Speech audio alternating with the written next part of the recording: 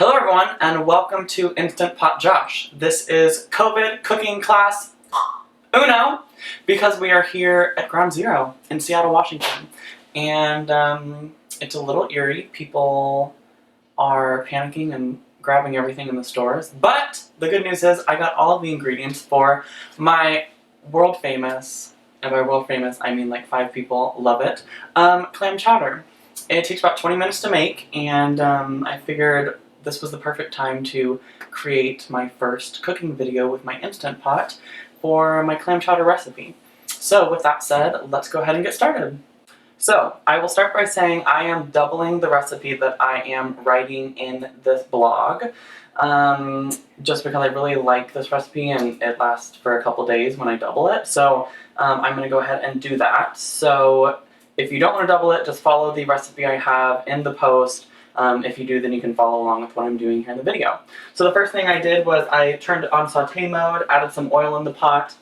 I am now going to add some bacon. So I personally, it's just easier for me to buy this at Costco. I buy pre-cooked bacon crumbles. So what you'll need is about 2 cups of bacon.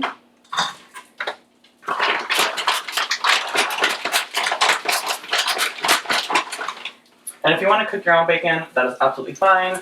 You'll just need about 2 cups of bacon in total.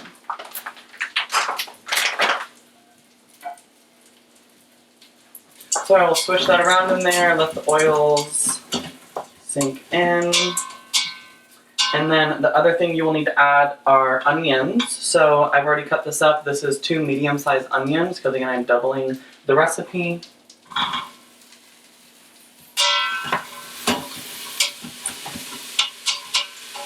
So you'll just let that cook for about 4 to 5 minutes, I would say, until the onions are yellow. You can see through them and they're cooked. And then again, if you're cooking bacon, raw bacon, then obviously make sure that's cooked as well. So one thing you will want to add to the onion and bacon is minced garlic. So I get this from Costco. It's easy to just plop in, that way you don't have to mince your own garlic. So I would just add about a tablespoon of this to the pot. Okay, our bacon, onions, and garlic have cooked. They are sizzling, as you can hear, and we are ready to move on. So, the next thing you will do is add a cup of chicken broth. Personally, you can use cooking wine if you would like. I do not drink, and I know that alcohol evaporates if you cook it, but I still use chicken broth, so I made some chicken broth, 1 cup. So you'll add that in, just kind of swish it around, and make sure that you get all the brown bits from the bottom scraped off of the pot, and you will just let that cook for a couple minutes until that completely evaporates. During this time, I add some garlic salt, and I also add some Lowry's, just for some extra seasoning, because we don't want bland clam chowder. Okay, so the wine has evaporated, or chicken broth in my case, so I am going to cancel the cooking. At this point, we are ready to put everything in the pot and turn it on so it can cook for a couple minutes. So, what we have here are potatoes, carrots, celery, and my secret recipe is red bell pepper. So, red bell pepper just adds really beautiful color and really great flavors. You don't need a lot, it's very strong, so I only used about 1/2 of a red bell pepper. And yeah, so we are ready to go ahead and pour this into the pot now.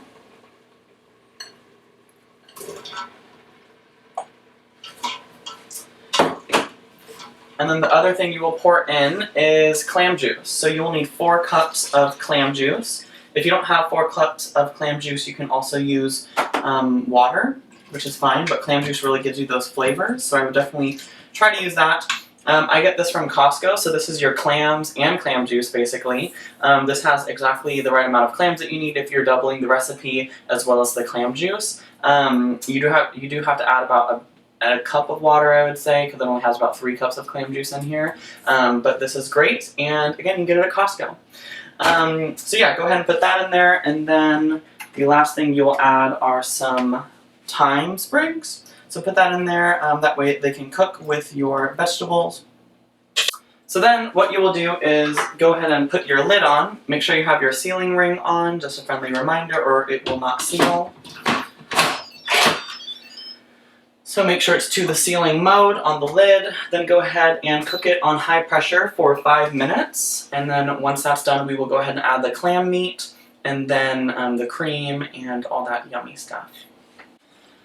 Okay, so while our vegetables are cooking, we're going to go ahead and make a roux. So a roux will help thicken the liquid and all the juices that is currently in the Instant Pot. And so the way to make a roux is butter and flour. So the ratio is 1 tablespoon butter, 1 tablespoon flour. So for this recipe that I'm making right now, since I've doubled it, I am using 8 tablespoons of butter, or an entire stick of butter, and then 8 tablespoons of flour to create this roux.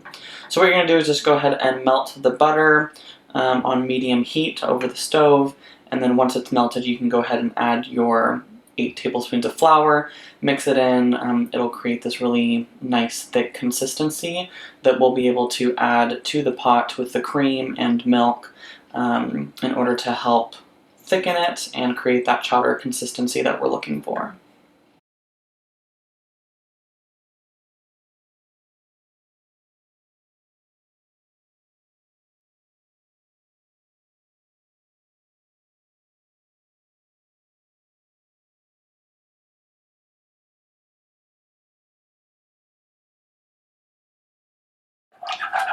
And there we go, there's our roux. And this is kind of the consistency you want, kind of like a paste, and this will help thicken our chowder. Okay, our Instant Pot is done cooking, so we are ready for the final steps.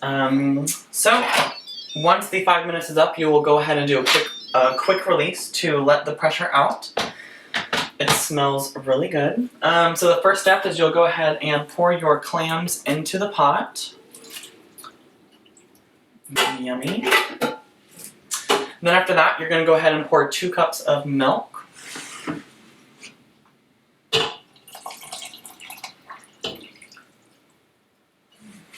And then, after that, you will pour 2 cups of heavy cream.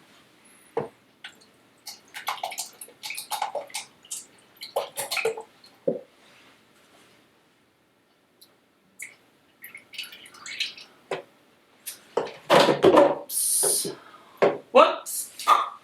And then the last step will be to add the roux that we just made on the stove. You'll go ahead and add that in there. I always play it by ear. I start by putting just a little bit. Sometimes you do need all of it, sometimes you don't need all of it.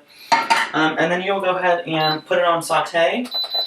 Cook it for about 5 minutes, just so that it can really thicken and get that chowder consistency that we're looking for.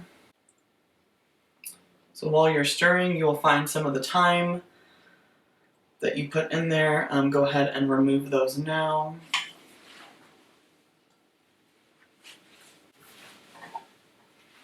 Okay, so I can tell it does need a little more roux, so we're going to go ahead and add the remaining amount that we put.